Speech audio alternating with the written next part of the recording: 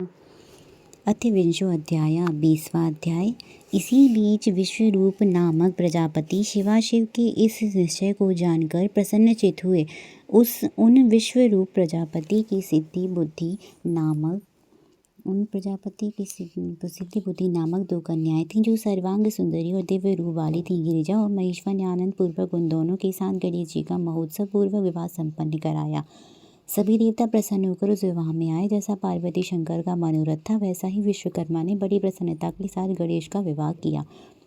देवता तथा ऋषिगण अत्यंत प्रसन्न हुए। हे मुनि, उस समय गणेश को भी उन दोनों से अति दुर्लभ सुख प्राप्त हुआ। उस सुख का वर्णन नहीं किया जा सकता। कुछ समय बीतने की बात महात्मा गणेश जी को उन दोनों भार्याओं से 2 दिव्य पुत्र उत्पन्न हुए। गणेश जी की सिद्धि नामक पत्नी से क्षेम नामक पुत्र हुआ तथा बुद्धि से लाभ नामक परम सुंदर पुत्र उत्पन्न हुआ। इस प्रकार गणेश जी अचिंत्य सुख का उपभोग करने लगे।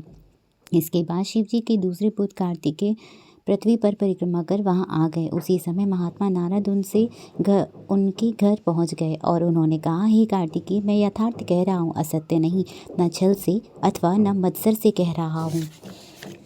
तुम्हारे माता पिता शिवाशिव ने जो कार्य किया है उसे इस लोक में कोई नहीं कर सकता। मैं सत्य सत्य कह रहा हूँ। उन लोगों ने पृथ्वी की परिक्रमा का बहाना बनाकर तुम्हें घर से निकाल कर गणेश जी का उत्तम और अत्यंत शुभन विवाह कर दिया। इस समय गणेश जी का विवाह हो गया है। उन्हें विश्वरूप प्रजापति के अत्यंत मनोहर रत्न रूपा 2 कन्याएं स्त्री के रूप में प्राप्त हुई हैं। शुभांगों वाली उन दोनों पत्नियों ने उन्होंने 2 पुत्र भी उत्पन्न किए हैं। सिद्धि से क्षेम और बुद्धि से लाभ नामक सर्व सुखप्रद पुत्र प्राप्त किए हैं। इस प्रकार वे गणेश अपनी दोनों पत्नियों से 2 पुत्र प्राप्त कर अपने माता पिता के मत से रहकर निरंतर सुख उपभोग कर रहे हैं। छल पूर्वक दी गई माता पिता की आज्ञा से तुमने समुद्र वन सहित पृथ्वी की परिक्रमा कर डाली। हे तात, उसका यह फल तुम्हें प्राप्त हुआ। हे तात, तुम्हारे माता पिता ने जो छल किया है उस पर तुम विचार करो। अब अपने स्वामी ऐसा कर सकते हैं। जब अपने स्वामी ऐसा कर सकते हैं तो दूसरा क्या नहीं कर सकता। तुम्हारे उन माता पिता ने यह अनुचित कार्य किया है। तुम इस पर विचार करो। मेरे विचार से तो यह मत ठीक नहीं है।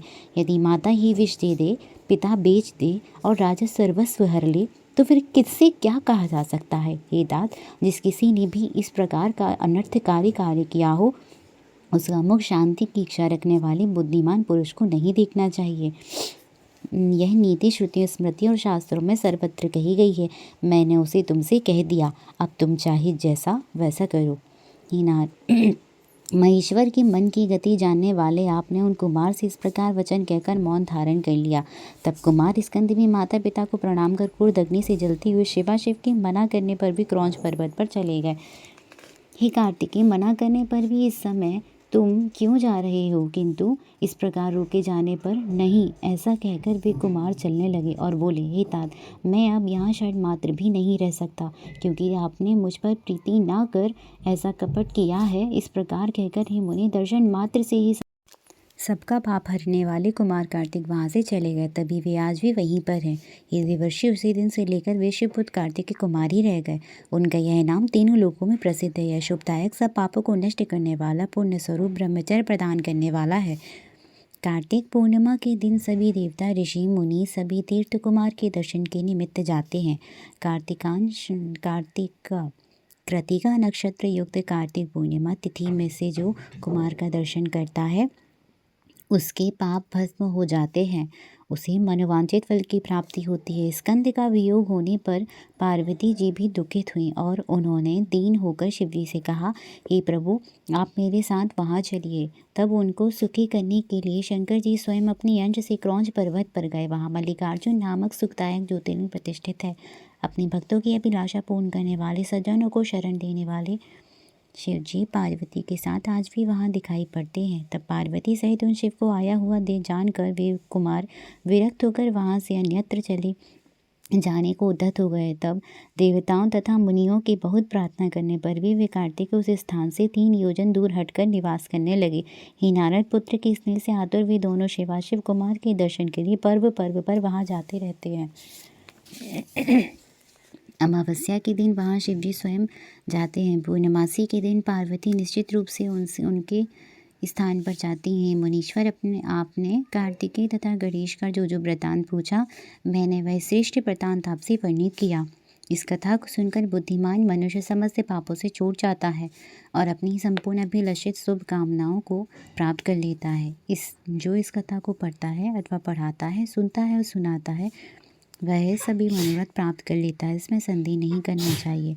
ब्राह्मण ब्रह्म वर्चस्वी, क्षत्रिय विजयी हो जाता है, वैश्य धन से संपन्न हो जाता है और शूद्र श्रेष्ठता प्राप्त कर लेता है। रोगी रोग से मुक्त हो जाता है, भयभीत भक्ति भय से मुक्त हो जाता है। वह मनुष्य भूत प्रेत आदि बाधाओं से पीड़ित नहीं होता।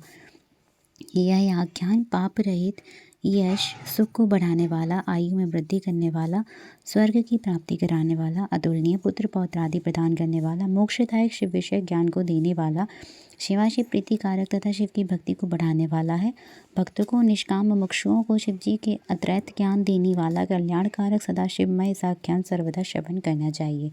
जय जय श्री शिव महापुराणी 20वें अध्याय की जय हो। हर हर महादेव, हर हर महादेव।